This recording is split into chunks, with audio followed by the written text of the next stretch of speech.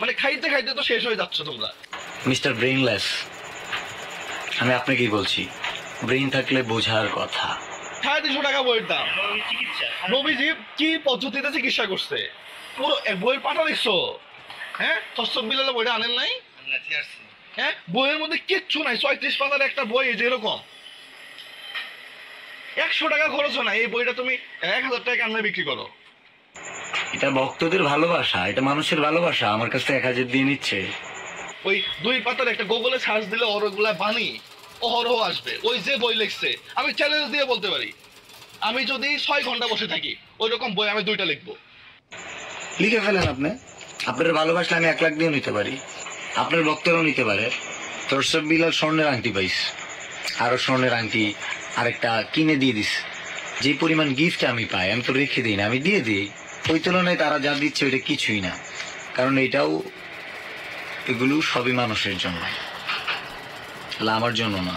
আমিও বেচছি ইঞ্জিনিয়ার, মাল মাথার মধ্যে একবারে কম আছে তা না, কিন্তু মানুষকে ঠকাইতে পারবো না, কথা স্পষ্ট। যে ঘুমাইতেছি না, জলে ব্যবসাপাতি কম চলে, অনেকেরই লেগে যাচ্ছে। থরসব বিলাল আসলে কি একটা অবস্থা। আমার রেস্টুরেন্টে দম বিরিয়ানি 200 টাকা পাওয়া যায়, যেখানে খরচ আছে 180 টাকা।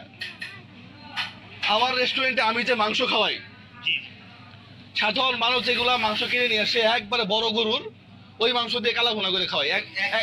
একই খাবার 5 স্টারে গেলে আপনার 600 টাকা লাগবে, আমার এখানে 250 টাকা দিয়ে খায়। আবার এখন থরসব বিলাল একটা ওয়েবসাইট খুলছে, thorsabbilalbrand.com, কি 100 টাকার বই 1000 টাকা বিক্রি করে ফেলতেছে। আর 500 টাকা কেজি গরুর মাংস 600 টাকা কিনে আমরা বিক্রি করতে পারতেছি না, খাচ্ছে না। জলে কেন ভাই? অনেকেই তো ব্যবসা করে। 250 টাকা দিয়ে যে জায়গায় গরুর মাংস পাওয়া যায়, থরসব বিলাল 300 টাকা দিয়ে চা বিক্রি করে আসছে।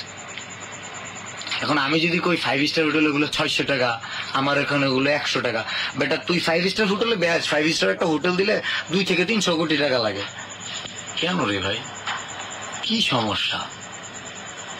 ব্যবসা হয় না, আইডিয়া শেয়ার করবো। থরসব বিলাল হিউজ পরিমাণ ভ্যালু কামাইছে। ওয়েল, তোমার এই ভ্যালুটাকে কাজে লাগে মানবিক কাজ করো, অন্য কাজ করো, ঠিক আছে? বইটা তুমি 100 টাকা করে বিক্রি করতা, 150 টাকা করে বিক্রি করতা। আমার কাছে আসার পর আমি বলছি যে এটা কি হইলো, তাহলে তো শত শত মানুষ প্রচারিত হচ্ছে। আমি বলছি তোর এই বই কিনতে হবে ভাইয়া, আমি কাউকে বলছি বইটা কিনতে হবে। এটা কি বিসিএস চান্স পাবে? এটা কি মেডিকেলে চান্স পাবে? এটা কি পাঠ্য বই? এটা না কিনলে পরীক্ষার প্রশ্ন কমন পড়বে না। আমি এক থরসব বিলালকে খুশি করার জন্য চুপ করে থাকলাম, কিন্তু এই যে শত শত মানুষ প্রতারিত হচ্ছে, এটা তো আমার দায়বদ্ধতা আছে। ওই যে বলছি না, কিছুটা সফল হলে হিংসুকেরা যদি অহংকারী বলে বিষয়টা সহজভাবে নিতে পারে না। একটু ঘাটলে বোঝা যায় হজম শক্তি কম, প্রতিহিংসা পরায়ণ, অন্যের ভালো দেখতে পারে না, তারাই বলবে অহংকারী। লজ্জা লাগে। মানে মানুষের বয়স হইলে যথেষ্ট, একটা মানুষ যদি সিনিয়র থাকে, তার সিনিয়র একটা রোল থাকে, এটা প্লে করতে হয়। না না, 10 টাকা দিয়ে যেটা দিছে এর মধ্যে যত লেখা আছে বিশ্বাস করো এতটুকু এটার মধ্যে বেশি আছে, এটার মধ্যে বেশি আছে। যে বইয়ের দাম 10 টাকা। হ্যাঁ, আর ওই যে বাণীগুলা লিখছে আমি দেখাই যে ইউটিউব করে বাণী, ওই যে গুগলে ট্রান্সলেট করে ভিতরে আবার দিয়ে দিছে যে ট্রান্সলেট অটো করা যায়। এখন আমার হাতে বই লিখছে 10,000 টাকা করে নাকি। বইটা পড়ে অনেকে ভারতের অনেকে মুসলমান হয়েছে। হ্যাঁ, এইগুলা ধোঁকাবাজি। 1 টাকার দেন মোহর হয়, আবার 1 কোটি টাকার দেন মোহর হয়, 100 টাকার বইও হয়।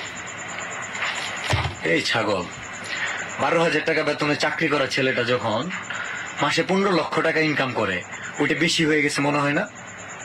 যখন তার আর্নিং এর রেমিটেন্সি আসে 40-45 হাজার টাকা,